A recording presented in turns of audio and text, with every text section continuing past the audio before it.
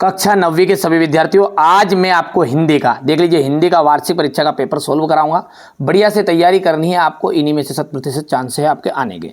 छायावाद के प्रवर्तक माने जाते हैं तो जे शंकर प्रसाद। कौन है? जे शंकर प्रसाद छायावाद के प्रवर्तक। प्रेम वाटिका के रचनाकार है रस खान। रसात्मकम वाक्यम काव्यम, ये परिभाषा किसकी है? आचार्य विश्वनाथ की है। किस जानवर को कभी भी क्रोध नहीं आता? गधे को।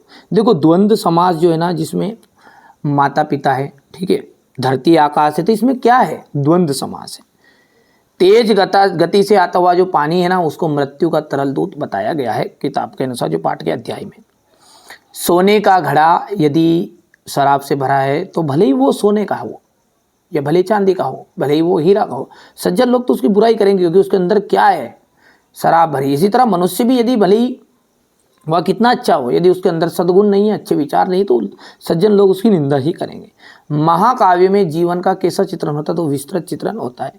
सूर्य का तद्भव सूरज होगा। हमारा कुकर नहीं जाएगा तो हम भी नहीं जाएगा। प्रातःकाल दोनों मित्र कांजी हौज में बंद कर दिए गए थे। दो बेलों की कथा, गद्दी की कहानी विदा है। पंचवटी की बात करें तो पंचवटी है आपका खंड काव्य। दो बेलों की कथा, ये क्या है हमारी? यह प्रेमचंद्र जी इनके कथाकार कहानी है, पर यहां पर ये प्रेमचंद्र इनके रचनाकार है। विद्यालय में कौन सी संधि पाई जाती है? देखिए, विद्यालय का यदि आप संधि विच्छेद करोगे ना, तो विद्या धन आलय, और यहां पर जो संधि रहती है वो सूर्योदय, ठीक है, इन ये आपका विद्यालय है, पुस्तकालय है, इन सब में आपकी जो संधि रहती है वो रहती है दीर्घ संधि। पोतोहू की पहली संतान लड़की और दादी, तो ये आपका हो जाएगा चौथा।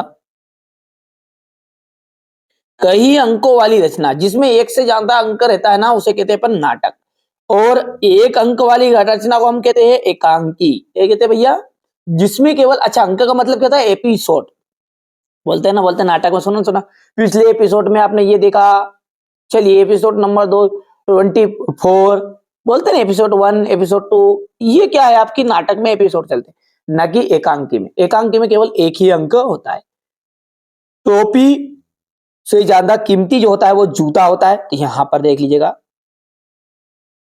आपका छठा आ जाएगा। नई कविता में खड़ी बोली में रचनाएं अधिक की गई है। बिल्कुल आपकी ये सत्य बात है। रस युक्त वाक्य ही काव्य है, ये कथन आचार्य विश्वनाथ का है। सत्य है। झूरी गया का साला था। बिल्कुल राइट बात है भैया। हिमालय दीर्घ संधि का उदाहरण है।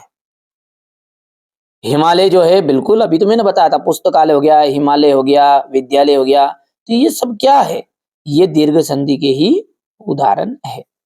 चलिए अगला देखते हैं। रिलीफ डॉक्टर ने नाव में कुत्ते को बैठा लिया था।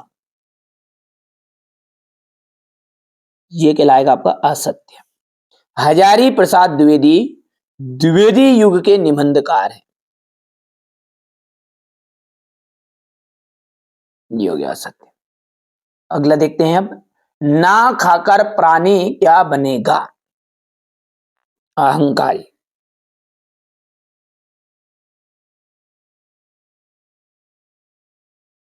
अब कौन सा? अहम नहीं खाएगा तो आदमी अहंकारी ही बनेगा। नायक के वृहद, वृहद ने की होता है संपूर्ण जीवन का चित्रण किस काव्य में किया जाता है? सब जानते हैं, ऐसा काव्य जिसमें संपूर्ण जीवन का चित्रण होता है उसे हम कहते हैं महाकाव्य। सांड को देखते ही कौन भयभीत हो गए? हीरा और मोती।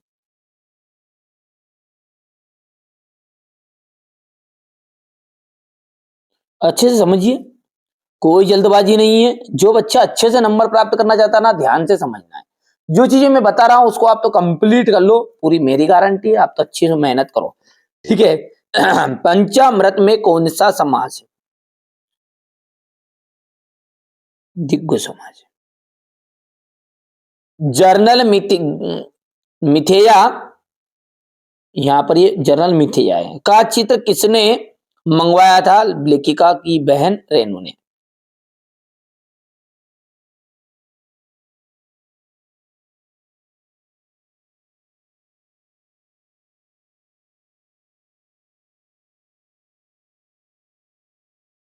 हजारी प्रसाद द्विवेदी किस युग के लेखक है?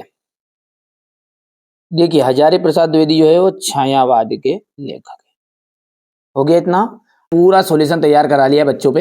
ये देखिए पहला क्या है अपना, यहां से देखते बेटे, भक्ति काल को हिंदी साहित्य का स्वर्ण युग क्यों कहा जाता है? और आप सब जानते हैं, हर बच्चा जानता है इसको तो, क्योंकि देखिए स्वर्ण युग इसलिए कहा जाता है क्योंकि इसमें बहुत बहुत महान विभूतियां उत्पन्न हुई। जैसे भक्ति काल में सूरदास, तुलसीदास, कबीरदास, मीराबाई, अन्य आदि महान विभूतियां प्रकट हुई। ठीक है, तो इन्होंने क्या किया, समाज कल्याण के लिए साहित्य की रचना की। एवं इस काल में हमें बहुत अच्छे अच्छे धार्मिक ग्रंथ भी मिले, जैसे रामचरितमानस हो गया, जो हमारे जीवन में एक नई दिशा तथा हर समस्या का समाधान प्राप्त कराता है। इस काल में ईश्वर के प्रति उत्कृष्ट प्रेम, समानता का भाव, गुरु महिमा, अहंकार का त्याग भावना देखने को मिलती है। अतः हम कह सकते हैं कि हिंदी साहित्य का जो स्वर्ण युग है वो भक्ति काल था।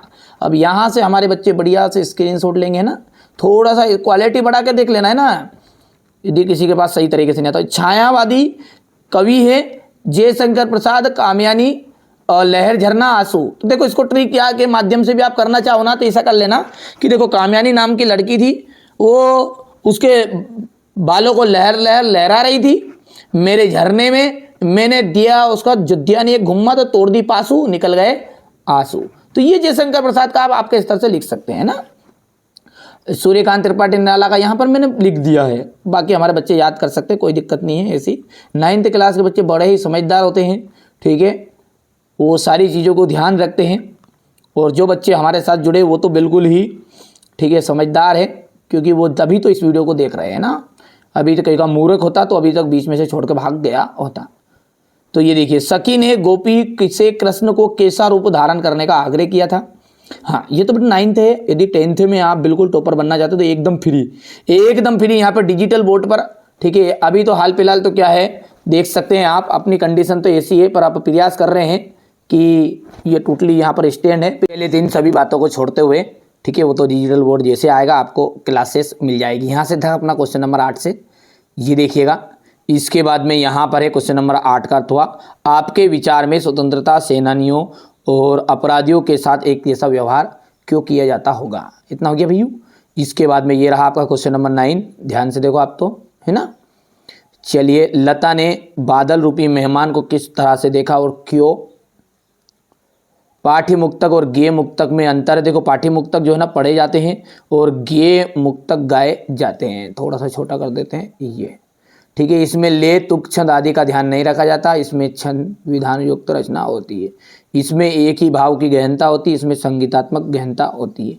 इसके कवि कबीर, रहीम, बिहारी आदि है। इसके कवि सूरदास, मीराबाई, तुलसीदास है। वीर रस की परिभाषा लिखते हुए, ठीक है, उदाहरण दीजिएगा, ठीक है। तो जहाँ पर किसी भी युद्ध का प्रसंग ओजस्वी घोषणा सुनते हैं ना, तो हृदय में जो उत्साह का भाव होता है, जैसे अपन गाना सुनते हैं ना, वो सॉन्ग माँ तुझे सलाम बोला, तो आदमी मन में दो चार को तोड़ दूं क्या करूं, ठीक है। तो वो ऐसा इस तरह से उदाहरण लिख सकते हैं। बुंदेले हरबोलों के मुख से हमने सुनी कहानी थी, खूब लड़ी मर्दानी वो तो झांसी वाली रानी थी। ये दूसरा उदाहरण भी लिख सकते हैं अपन यहाँ पर। क्वेश्चन नंबर 11 को ध्यान से देखेंगे, अलंकार की परिभाषा है, जल्दी जल्दी कर देते हैं ताकि हमारे बच्चों को कोई दिक्कत नहीं आए। ये आपका क्वेश्चन नंबर 11 है। देखिए दोहा छंद है, ठीक है। दोहा का उल्टा होता है सोरठा। रहीमन पानी राखिए, बिन पानी सब सुन, बानी गए ना उबरे, मोती मानस सुनिए। ये आपका दोहा है। दोहा सारे वही है, सभी दोहे हैं जो भी अपन रामचरितमानस जो पूरा दोहा से ही भरा हुआ है ना, चौपाई और दोहा, दोहा चौपाई, सबसे ज़्यादा चौपाई है, दोहा है, ठीक है। गद्य, गद्य किसे कहते हैं? ये हो गया आपका। इसके बाद में किन्हीं दो प्रमुख नाटककारों के नाम बताइएगा, हो गया। इसके बाद में यहाँ से देखिए प्रेमचंद्र की भाषा शैली। तो यहाँ पर देखिए गुड़िया ने जब नोट्स बनाना है ना, तो यहाँ पे गलती कर दी है, इनकी काव्यगत विशेषता नहीं, आपको लिखना है इनकी साहित्यिक विशेषताएं। क्या लिखना है यहाँ पर? इनकी साहित्य विशेषताएं, या फिर आपको लिखना पड़ेगा कि इनकी भाषा शैली की विशेषताएं। जैसे लिखा ना प्रेमचंद की भाषा शैली की, तो अपन यहीं से लाइन लिख सकते हैं कि प्रेमचंद की भाषा शैली की विशेषताएं निम्नलिखित है। तो ये हो गई इनकी भाषा। यहाँ से आप देख सकते हैं इनकी शैली, ये इसका अथवा हो जाएगा यहाँ पर। ठीक है भैया। क्वेश्चन नंबर 13, ये आपका 14 है, ये 14 का अथवा। थोड़ा जल्दी जल्दी कर देता हूँ ताकि समय ज़्यादा आपका नहीं बर्बाद होगा। इसके बाद में ये रहा आपका क्वेश्चन नंबर 15, यहाँ से 15 का अथवा, ये 16 है, यहाँ से 16वें का अथवा रहेगा। तत्सम शब्द किसे कहते हैं? ये क्वेश्चन नंबर अपन 17 देख सकते हैं यहाँ से। ठीक है, ये क्वेश्चन नंबर 17 का अथवा रहेगा। और क्वेश्चन नंबर जो 18 है, इसको ध्यान से देखेंगे तो प्रेमी ढूंढत में फिरो, ये यहाँ पर है। प्रेमी ढूंढत में फिरो, प्रेमी ना मिलियो कोई, प्रेमी से प्रेमी मिले तो सब विसमृत होए। तो ये यहाँ से अपना देख सकते हैं, ये हो गया, ये भावार्थ रहेगा अपना। इसके बाद में ये क्वेश्चन नंबर 18वां रहेगा। तो ये इसका अथवा है, ये लकुटी अरु कमरिया कापर राज, है ना, ये हो गया। तो ये हो जाएगा आपका ये संदर्भ प्रसंग, और ये आपका भावार्थ है। ठीक है भैया। इसके बाद में इसी का अथवा वाला क्वेश्चन नंबर 19 को ध्यान से देखेंगे। ये स्क्रीनशॉट ले लेना है, ले लिया स्क्रीनशॉट। ये यहाँ से क्वेश्चन नंबर 19 का आप तो बढ़िया से कंप्लीट करो ना। हमारा उद्देश्य यही है कि हमारे बच्चे को कोई तकलीफ नहीं होनी चाहिए जो इस चैनल के साथ जुड़े हैं। ठीक है, वो हमेशा टॉपर बने, बस यही हमारी जवाबदारी है। इसके बाद में क्वेश्चन नंबर 19 का अथवा की यदि हम बात करेंगे ना, तो क्वेश्चन नंबर 19 का अथवा